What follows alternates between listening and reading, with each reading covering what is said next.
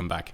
So, as it happens, a man has actually been arrested on suspicion of criminal damage after the Edward Colston statue was toppled in Bristol and thrown into the dock. A 24-year-old man was arrested on suspicion of criminal damage, as they say, which is good. I mean, there were 15 people they were looking for, and they're pretty easy to identify. I mean, you could just go down to Bristol University, really, and see who matches up. It would be very straightforward if people wish to work with the police instead of against them.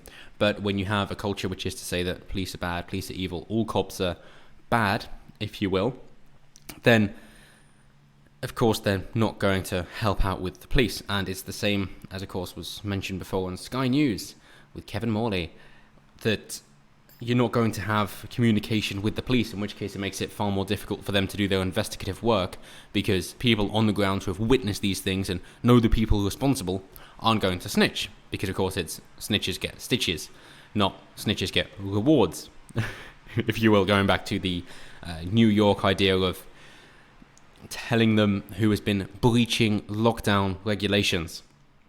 And they got a load of middle finger photos for that, so well done, clankers. But they say that the man was released under investigation while officers continue the probe. Yes. Not like the man who was... he actually gave himself up after accidentally urinating on the police memorial, in jail for 7 days. No, this guy was just released. Under investigation, but released. And they say police had earlier released images of 15 people they wanted to speak to, as the statue of the 17th century slaver was toppled in Bristol on June 7th. So almost a month later, they've got to one person of the 15.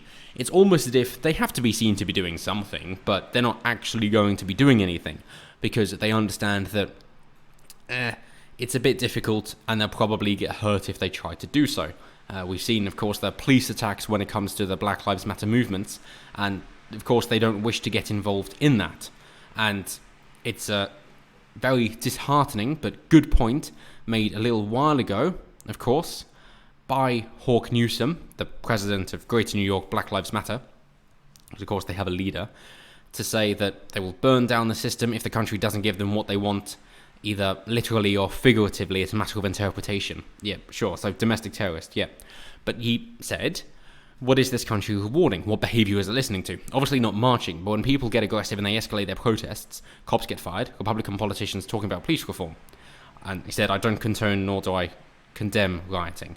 So either way, sure.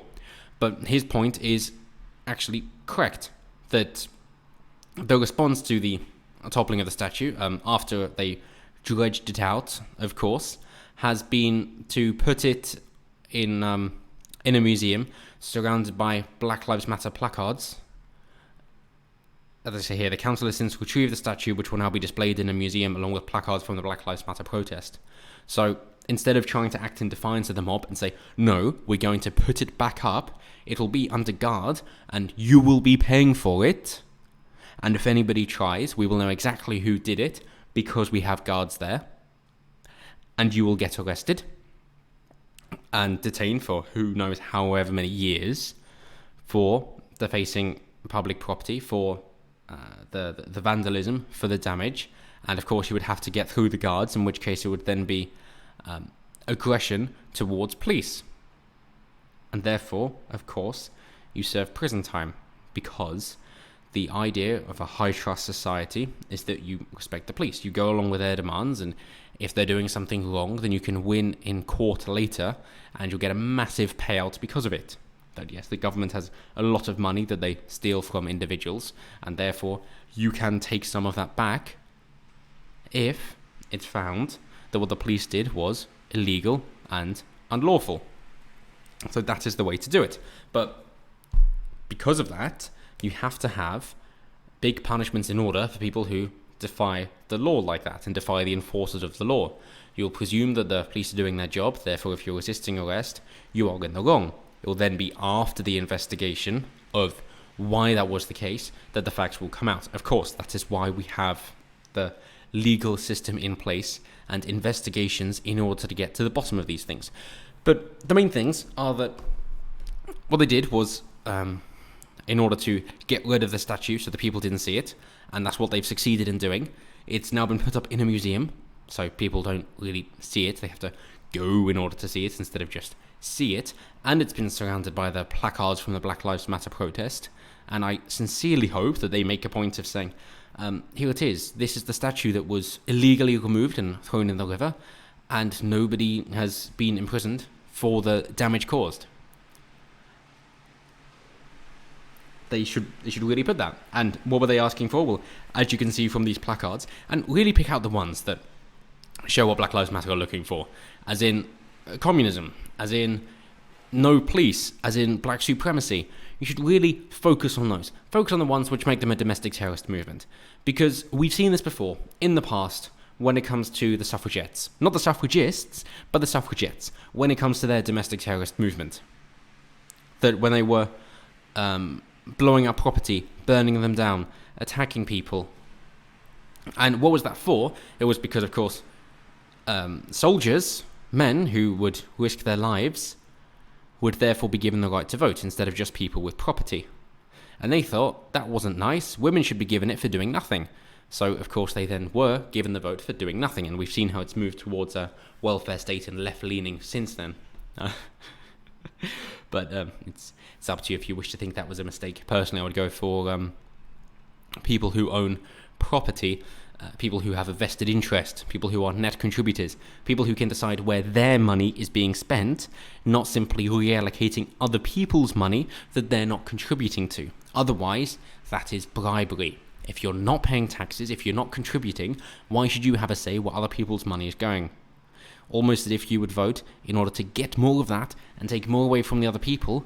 And in order to get those votes, of course, the politicians wanting more and more power will think, oh, you're a perfect voting bloc to gain more power, because we'll need more power in order to enforce those rules, regulations, and laws, in which case we'll speak up for you, because then, more power means more responsibility, but less accountability. So we can have more money and power ourselves, so we'll take that and then give you just a little bit and say, oh, it's really difficult and you should hate these rich people and not us for stoking up class hatred. No. And now, of course, they've moved over to trying racial hatred instead. And it's the same old story, but just with different actors. So let's hope that the police will decide that not only do they want to be seen to be doing something, but they will actually be doing something. Because as we said before, it does seem as if the tide is finally turning on the Black Lives Matter movement. We've seen what they actually stand for. Britain is not a racist place, not against black people anyway. I mean, there's an argument to be made against white people, the indigenous folk, but definitely not against black people. And then trying to say that, oh, black on black crime is a myth. It's like, no, it's one of the most true things you can say, actually. That once people realise that becomes more apparent and into the mainstream of thought, then maybe we can address the deeper issues of broken homes, of course, and get rid of these communists. That there might be quite a bit of support for the idea of Black Lives Matter and what it says, but there is absolutely negligible support for what the movement stands for. So sunlight is the best disinfectant. Let's get the messages out there that they stand for communism and black supremacy, and at that point they can actually be prosecuted for the crimes they've committed. But as always, until next time, have a good one.